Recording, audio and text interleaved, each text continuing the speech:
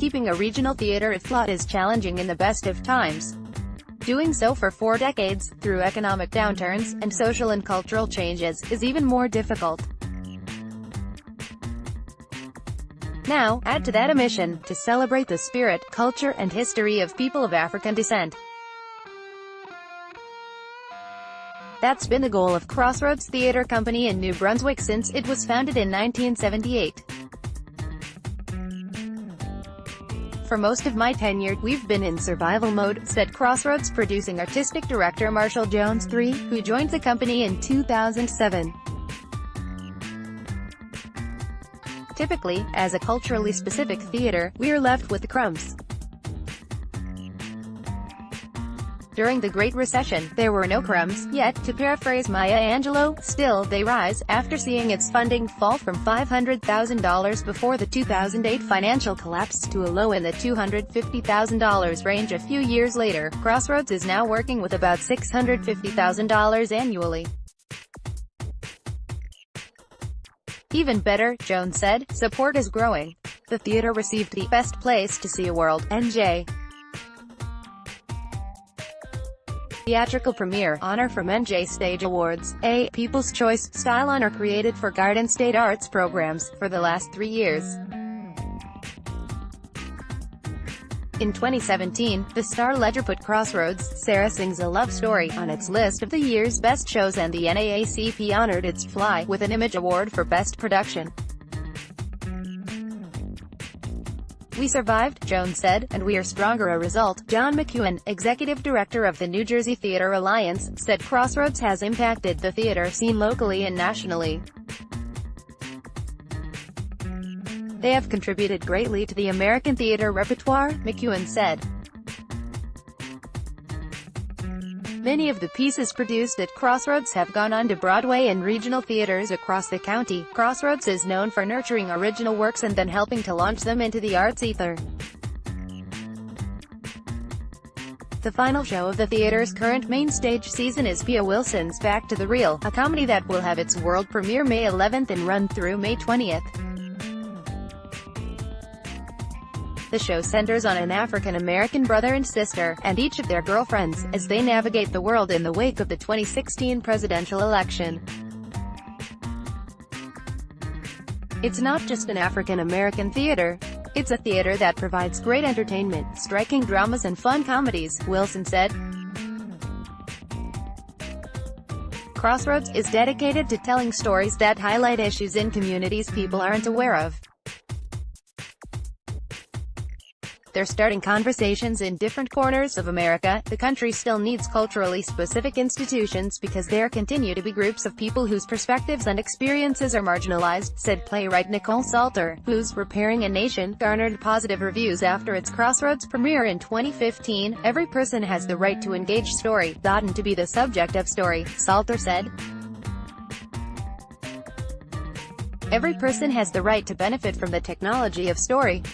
When Salter worked with Crossroads, she says the theater was a home away from home.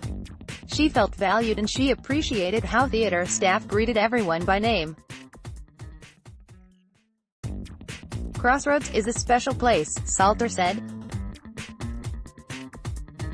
It is a place that has a joy and gravitas. Walking the halls of the old theater and office space, seeing all the pictures of productions past, I felt very much like I was part of something much bigger than me. Actors Ricardo Khan and L. Kenneth Richardson co-founded Crossroads 40 years ago. It was rare at the time for mainstream theaters to offer African Americans roles other than stereotypical ones.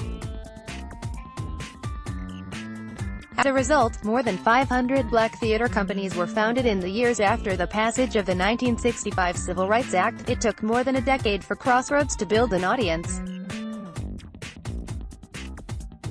Khan once told the New York Times that the company had sometimes struggled financially and that he'd spent more than a few afternoons sweeping floors, tiling bathrooms and wondering why I got into this. Then, at last, recognition. In 1999, Crossroads won the Tony Award for Best Regional Theater. That same year, a show it had produced with other non-profit theaters moved to Broadway.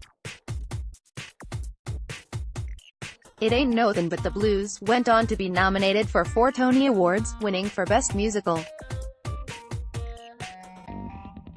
Susan Settles, a member of the theater's board of trustees, discovered the theater more than 25 years ago and remembers being excited there was somewhere to tell our stories. She sees Crossroads as a connection, a gathering place where people can learn from and about each other. The more we know about other people, the better we understand our connectedness, she said. Settles brought her sons to Crossroads Productions when they were growing up. Now, she brings her grandchildren. My 3 sons don't question their value because they grew up seeing people who looked like them on stage, she said. They know who they are because they've seen their stories. One of the shows that touched her elementary school-aged granddaughter was Rahina Malik's The Mecca Tales, which launched the 2017-18 season. The play focuses on 5 Muslim women making the Hajj, a pilgrimage during which Muslims journey to Mecca, the birthplace of the Prophet Muhammad, as Jones documented on the theater's blog. One Facebook poster advised Crossroads to hire armed security for the production. Jones didn't respond, but wondered how a conversation between himself and the poster might go. People aren't listening to each other, he said. Our job as storytellers is to hold a mirror up to society, to tell these stories and to have them unfold in front of the audience's eyes so we can all see the humanity. Back to the real. Crossroads Theatre Company at Mastro Buono Theatre, 85 George Street, New Brunswick. Tickets, $35 minus $55. Available online at http://www.crossroadstheatrecompany.org. May 11 to 20. Natalie Pompilio is a freelance writer based in Philadelphia. She can be reached at nataliepompilio@yahoo.com. Find her on Twitter at Natalie Pompilio. Find nj.com/entertainment on Facebook.